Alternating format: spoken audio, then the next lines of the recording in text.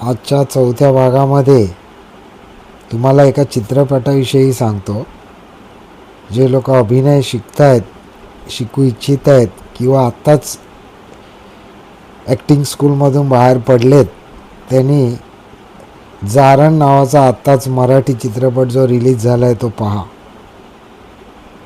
अमृता सुभाषचा लाजवाब अभिनय तुम्हाला पाहायला मिळेल. तिची फेक्स ॲक्टिंग, तिने भूमिकेत झोकून देणं, एक द्विधा मनस्थितीमध्ये वावरणारी व्यक्ती, ड्युएल पर्सनॅलिटीमध्ये वावरणारी व्यक्ती कशी वागू शकते हे तिने जे काय दाखवलं आहे, एकदा दोनदा नव्हे तर अनेक वेळा चित्रपट पाहून तुम्ही ही भूमिका, तिचा अभ्यास करू शकता. तिचा मुद्राभिनय, त्याचा अभ्यास तुम्ही करू शकता.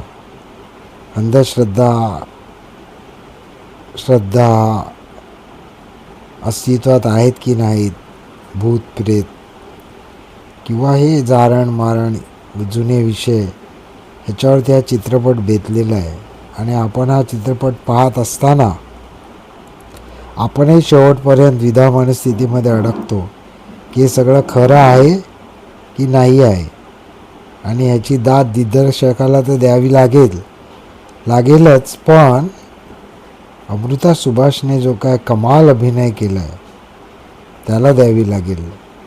तर अभिनय शिकणाऱ्या सर्वांना माझी विनंती आहे, तुम्ही हे चित्रपट एकदा दोनदा नव्हे तर समजेपर्यंत अनेक वेळा पहा आणि फेस ॲक्टिंग कशाला म्हणतात शिकून घ्या.